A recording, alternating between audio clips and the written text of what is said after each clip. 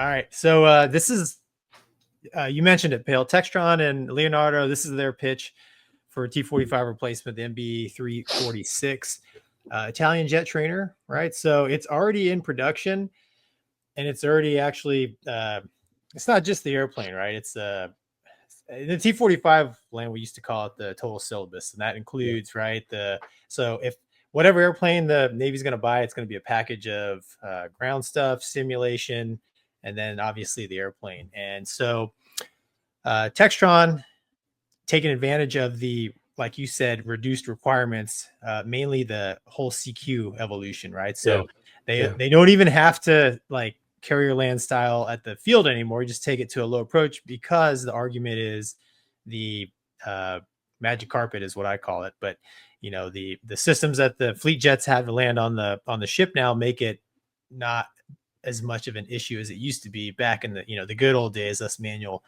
ball flyers. So I think what the three in the running now, at least that are, well, they're not all ready to go, but the T7, right? This one, the MB346, and then there's the we talked about it a couple weeks ago, right? Mover, the TA50, right? So, you know, I watched a couple unique things about this. You know, the 346 is, it has two engines, vice one, right? So the other two offerings, and the T-45 only has one engine. This is a multi-engine airplane. This airplane's already ready to go, much like the T-50. And I was watching some additional stuff outside of this this article here, but they were saying, man, that they could actually, you could link up from a sim to actual airplanes in flight to do some pretty dynamic and unique training. But I mean, the T7 is not quite ready to go.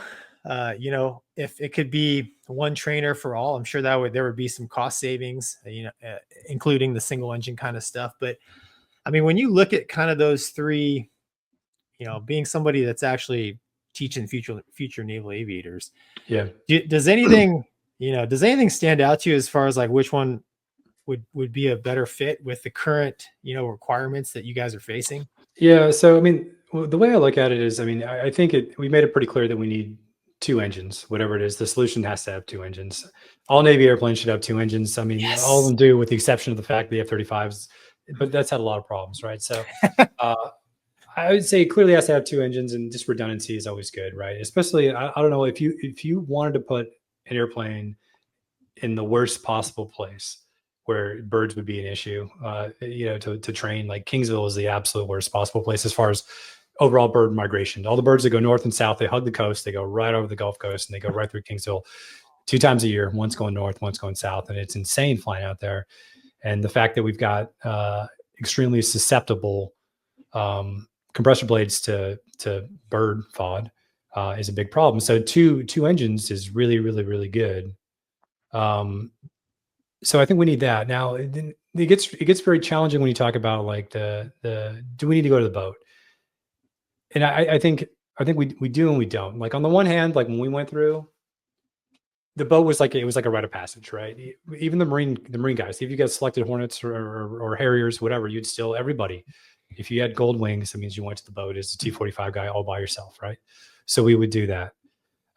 So I think it's really good to do that. But right now, the requirements, like in order to, the hardest thing we need to schedule from a training perspective is try to get those boat debts executed. And with slides and with all kinds of weird stuff going on, that is the hardest thing that we have, that we can do. And so if there's a way, and I think that, did you ever fly PLM or Magic Carpet? Did you ever have the opportunity to fly, or did you fly manual all the time? I was manual, not very good at it. Yeah. So there's a very, very big difference between flying PLM and not flying PLM. And statistically, we've proven that the training isn't the manual ball flying that we do in T-45s. It doesn't, from my opinion, it doesn't offer enough benefit to actually make people go through and do it. So I think that program is gonna go away. And it sounds like that Leonardo jet, it sounds pretty legit that they say they can simulate rate and path modes, which are the 2 PLM modes of flying. So you can fly that all the way to a low approach. For me, I mean, if I was going to do this, you know, from scratch, what would I do? Well, I pick whatever the next adversary airplane is going to be, like the next gen adversary airplane, and try to make that the trainer as well.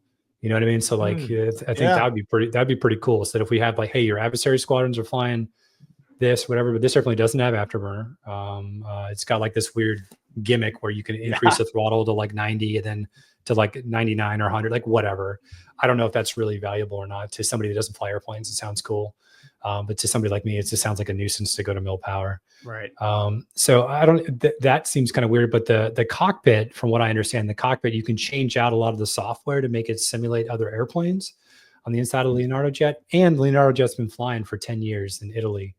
And it's got a pretty good record from what I understand. So I'm not involved in the process, or nobody cares what I think about this, but it seems like if I had to pick, the T7's got some issues. The Leonardo jet seems they're pretty good. But I think more importantly, that we need to pick a way forward sooner than later, and just, love the one that you got. And we haven't really done that yet. We're getting close, but I've been saying that for 4 years. I'm not really sure what the problem is, to be honest with you. But the T-45's got some significant issues. And even when we say we want this jet, I mean, it's still going to be 4 or 5 years before we actually have the first one show up with the sims and the syllabus and everything. So, I mean, we got to figure this out. We can't keep kicking this can down the road.